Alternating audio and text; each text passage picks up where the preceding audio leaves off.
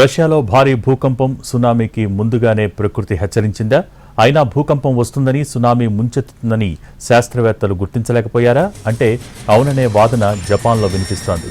ఎందుకంటే రష్యాలోని కంచట్కా ద్వీపకల్పంలో భారీ భూకంపం సంభవించడం, కొన్ని గంటల వ్యవధిలోనే పసిఫిక్ మహాసముద్ర తీరంలో సునామీ అలజడి చెలరేగటానికి ఒకరోజు ముందే జపాన్ సముద్ర తీరంలో 5 బెలుగా తిమింగలాలు ఒడ్డుకు కొట్టుకొచ్చాయి.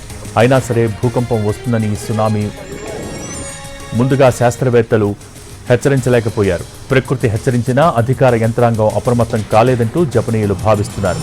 సముద్రం లోపల నుంచి తిమింగలాలు ఒడ్డుకు కొట్టుకొచ్చాయంటే రాకాసి అలలు తీర ప్రాంతంపై విరుసుకుపడతాయని ప్రకృతి ముందుగానే హెచ్చరించినట్టని అభిప్రాయపడుతున్నారు జపనీయులు.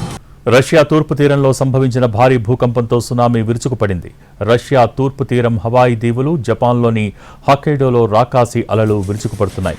పసిఫిక్ మహాసముద్రం కంచట్కా ద్వీపకల్పం వద్ద భూకంప కేంద్రాన్ని గుర్తించారు. రిక్టర్ స్కేల్పై భూకంప తీవ్రత 8.8గా నమోదైందని యుఎస్ జియోలాజికల్ సర్వే ధృవీకరించింది. దీంతో వెంటనే సునామీ హెచ్చరికలు జారీ అయ్యాయి.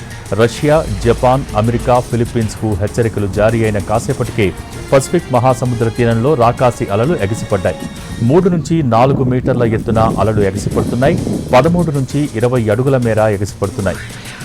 రష్యా తూర్పు తీరం, హవాయ్, చిలీ, జపాన్లో సునామీ ఎఫెక్ట్ ఎక్కువగా కనిపించింది. పసిఫిక్ మహాసముద్రం తీర ప్రాంతాలన్నీ అల్లకల్లోలంగా మారాయి.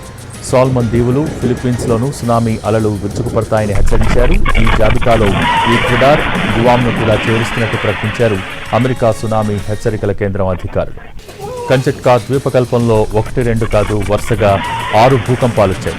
యుఎస్ జియోలాజికల్ సర్వే ప్రకారం కనిష్ట తీవ్రత 5.6, గరిష్ట తీవ్రత 8.8గా నమోదైంది. పెట్రోపావ్లోవ్స్క్ నుంచి తూర్పు దిశగా 136 కిలోమీటర్ల దూరంలో 19 కిలోమీటర్ల లోతులో భూకంప కేంద్రం ఉంది. ఇది జపాన్ ఉత్తర భాగం నుంచి 250 కిలోమీటర్ల దూరంలో ఉంది. దీంతో సైపాన్, రోటా, టినియన్, గువామ్ సమీప ద్వీపాల్లోనూ సునామీ సైరన్లు మోగాయి. భూకంప తీవ్రత తొలుత 8అని వెల్లడించారు అధికారులు. కానీ అత్యంత శక్తివంతమైన భూకంపం వచ్చిందని, దీని తీవ్రత 8.8గా ఉందని నిర్ధారించారు.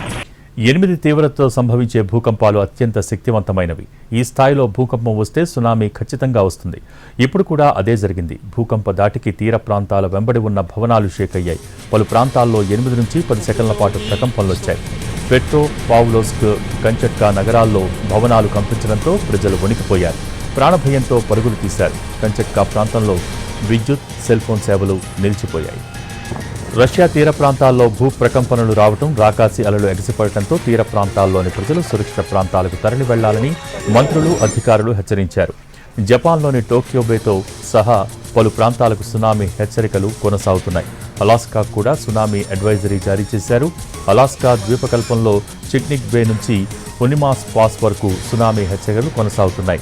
మెక్సికో సరిహద్దు నుంచి ఒరెగాన్ సరిహద్దు వరకు తీర ప్రాంతంలోనూ అలర్ట్ జారీ చేశారు. ఇక కాలిఫోర్నియా నుంచి వాషింగ్టన్ సరిహద్దు వరకు సముద్ర తీర ప్రాంతంలోనూ కొలంబియా నది ముఖద్వారానికి కూడా అలర్ట్ కొనసాగుతోంది.